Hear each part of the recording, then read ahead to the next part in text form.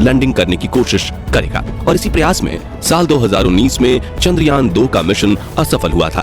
तो अब सवाल आता है कि आखिर क्यों चांद पर जाना इतना भयानक है, और नासा के वैज्ञानिकों ने चांद पर ऐसा क्या देखा कि 70 दशक में चांद पर जीत हासिल करने वाले नासा ने अचानक से अपने सारे मून मिशंस बंद कर दिए। इस वीडियो में हम चांद से जुड़ी इन्हीं रहस्यमयी बातों से पर्दा उठाएंगे, साथ ही आपको चंद्रयान 3 के बारे में भी कुछ नया और अनोखा बताएंगे। तो पूरा वीडियो देखिएगा।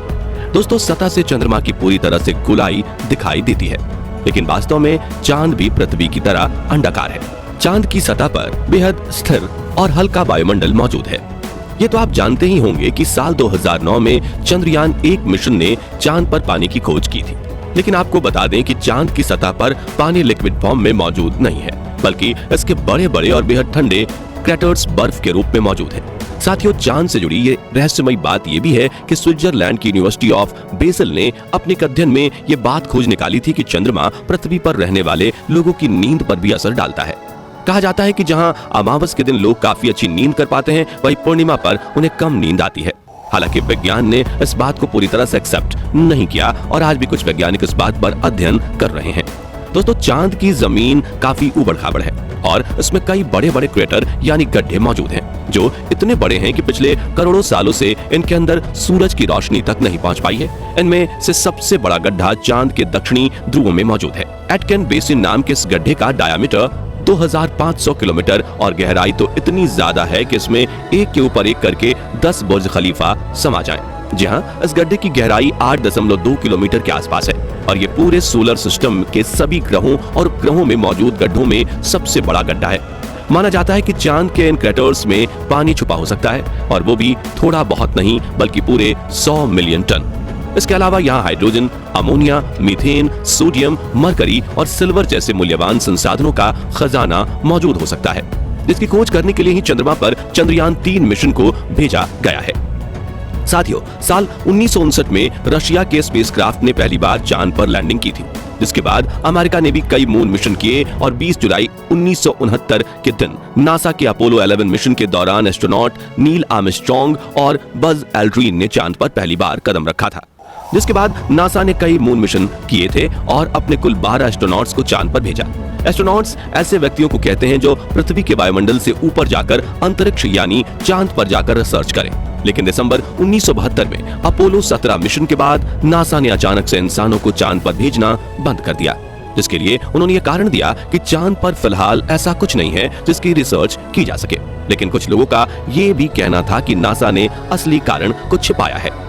नासा के भेजे गए इन 12 में से कई अंतरिक्ष यात्रियों ने चांद पर कुछ अजीब सी आवाजें भी सुनी थी, तो कईयों ने इन पर बने एक अजीब ब्रिज और कूलिंग टावर जैसी रचना को भी देखा था। वहीं चांद की खोज में वैज्ञानिकों को एक सैटेलाइट डिश जैसी रचना भी दिखी थी और वैज्ञानिकों के मुताबिक इसका अपने आप बनना नामुमकिन है। हालांकि नासा ने कभी इस बात पर आधिकारिक बयान नहीं दिया था, लेकिन नासा के वैज्ञानिकों ने कई बार ये कबूला कि चांद पर एलियन का बसेरा हो सकता है। खैर, चांद पर एलियन हो सकते हैं या नहीं, इस बारे में अपनी राय हमें कमेंट में आप बता सकते हैं। फिलहाल यहाँ सबसे ज्यादा गौर करने वाली बात यह है कि ये सभी मिशन चांद के उत्तरी ध्रुव पर किए गए थे, जहाँ पर लैंडिंग करना चांद के दक्षिणी ध्रुव के मुकाबले काफी ज्यादा आसान माना जाता है।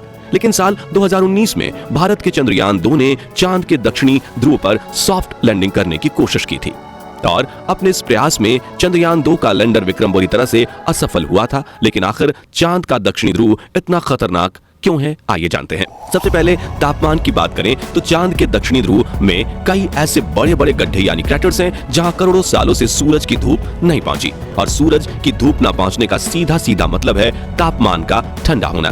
इसलिए कई बार दक्षिणी ध्रुव का तापमान -230 डिग्री सेल्सियस तक पहुंच जाता है। ऐसे में किसी भी इंसान का स्पेसक्राफ्ट से बाहर निकलना तो छोड़ो, खुद स्पेसक्राफ्ट के लिए भी ऐसे वातावरण में काम करना मुश्किल है। इतने कम तापमान में कई बार स्पेसक्राफ्ट पर लगे इंस्ट्रूमेंट चलना बंद हो जाते हैं। वहीं सूरज की रोशनी ना पड़ने की वजह से चांद के दक्षिणी ध्रुव के कई हिस्सों में काफी ज्यादा अंधेरा है, जिस वजह से चांद के ऑर्बिट में घूम रहे नासा, रशिया और इसरो के ऑर्बिटर्स भी वहां के काफी हिस्सों को ठीक से नहीं देख पाए।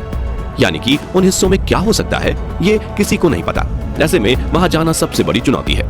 इसके अलावा चांद के दक्षिणी ध्रुव की जमीन उत्तरी ध्रुव से ज्यादा उबड़-खाबड़ है, पर यहाँ पर कुछ सेंटीमीटर से लेकर 2500 किलोमीटर तक के बड़े बड़े गड्ढे हैं। ऐसे में रिसर्च के लिए किसी भी रोवर को यहाँ चलाना हो तो काफी सावधानी बरतनी पड़ती है, और अगर रोवर किसी बड़े क्रैटर में गिर गया तो उसे वहां से निकालना लगभग नामुमकिन हो जाएगा और रिसर्च मिशन भी फेल हो जाएगा।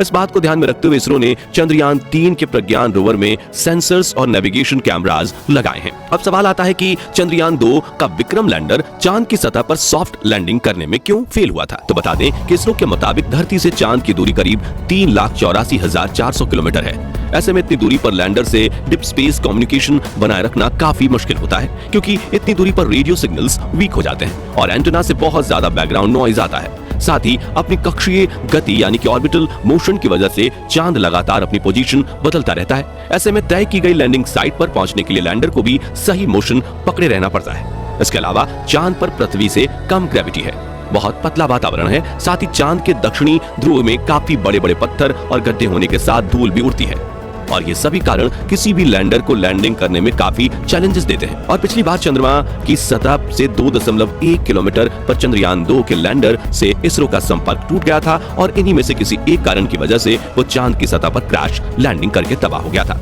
लेकिन पिछली बार आई मुसीबत से सीख लेकर इसरो ने चंद्रयान 3 के लैंडर विक्रम को पहले से ज्यादा एडवांस्ड और पावरफुल बनाया है। जैसे कि चंद्रयान 2 के विक्रम लैंडर में 5 थ्रस्टर्स थे, लेकिन चारों तरफ सही संतुलन बनाए रखने के लिए चंद्रयान 3 के लैंडर में बड़े और एडवांस 4 थ्रस्टर्स लगाए गए हैं। इसके अलावा इस बार के विक्रम लैंडर में लेग्स को बड़ा और मजबूत कर दिया गया है। साथ ही इसकी फ्यूल स्टोरेज कैपेसिटी को भी बढ़ाया गया है। वहीं इसमें लगे कम्युनिकेशन डिवाइस भी एडवांस्ड और तकनीक का इस्तेमाल कर रहे हैं, जिससे ये इस बार लैंड कर इसरो से संपर्क ना तोड़े।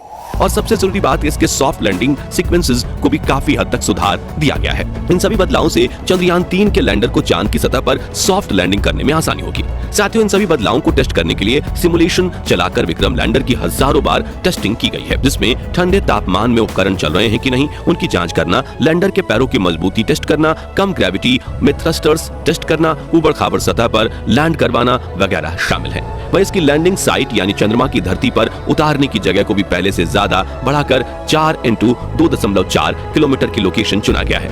और यदि सब कुछ प्लानिंग के मुताबिक रहा तो 23 या 24 अगस्त के दिन विक्रम लैंडर को चांद की सतह पर लैंड करवा दिया जाएगा। दोस्तों, अगर इस बार चंद्रयान 3 का लैंडर चांद पर बिल्कुल सही तरीके से सॉफ्ट लैंडिंग करता है तो अमेरिका, रशिया और चीन के बाद भारत वो चौथा देश होगा जो चांद पर सॉफ्ट लैंडिंग करेगा।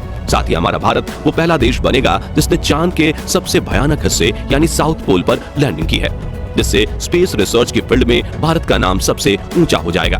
तो साथियों, अगर आप भी हमारी तरह यही चाहते हैं कि चंद्रयान 3 मिशन में भारतीय स्पेस एजेंसी इसरो को अपार सफलता प्राप्त हो तो कमेंट बॉक्स में इसरो को अपनी दुआएं जरूर दीजिए। साथ ही जानकारी पसंद आई हो तो वीडियो को लाइक शेयर जरूर कीजिए और चंद्रयान 3 मिशन से जुड़ी हर पल की खबर पाते रहने के लिए हमारे चैनल को सब्सक्राइब करके बेल आइकन